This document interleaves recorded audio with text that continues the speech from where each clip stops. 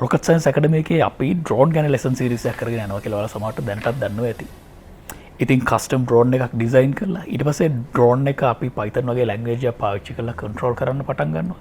ඊට පස්සේ අපි කරන්නේ කැමරා ෆීඩ් එක වගේ දේවල් පාවිච්චි කරලා ආටිෆිෂල් ඉන්ටෙලිජන්ස් කම්පියුටර් විෂන් වගේ තාක්ෂණයන් පාවිච්චි කරලා මේ ඩ්‍රෝන් එක ඔටෝමේට් කරනවා. ඒ කියන්නේ ස්වයංක්‍රීයව පාලනය කරනවා. ඒත් එක්ක මේ ඩ්‍රෝන් එකත් එක්ක අපි සම්බන්ධ කරගන්න තවත් ඩිවයිස් එකක් පාවිච්චි කරලා අපි මේක කන්වර්ට් කරනවා মালටි ටාස්කින් ඩ්‍රෝන් එකකට. ඉතින් අපි මේ කරන දේවල් වලින් යම්කිසි ප්‍රමාණයක් මම හිතුවා YouTube එකටත් ගෙනාවා නම් හොඳයි කියලා. මෙතනදී කස්ටම් ඩ්‍රෝන් එකක් ඩිසයින් කරනවා කියන කෑල්ල මම මේ වැඩෙන් අයින් කරා. මොකද ඒකට හේතුව අපි ඩිසයින් කරන heavy liftable custom drone එක හදන්න ලොකු ගාණක් යනවා.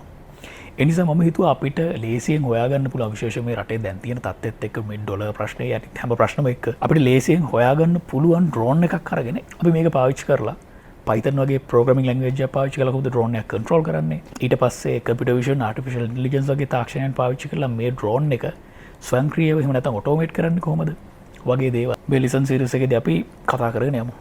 ඊට පස්සේ අන්තිමේටම කැමති කෙනෙක්ට පුළුවන් rocket science academy එකට ඇවිල්ලා කස්ටම් ඩ්‍රෝන් එකක් ඩිසයින් කරලා ඒක ප්‍රායෝගිකව ඇග්‍රිකල්චරල් සහ සර්වේලන්ස් කටයුතු වලට අපි පාවිච්චි කරන හැටි ඔයාලට බලා ගන්න පුළුවන්. කෘෂි කර්ම සහ ආරක්ෂක කටයුතු වලට. අපි වැඩේ කරගෙන යමු.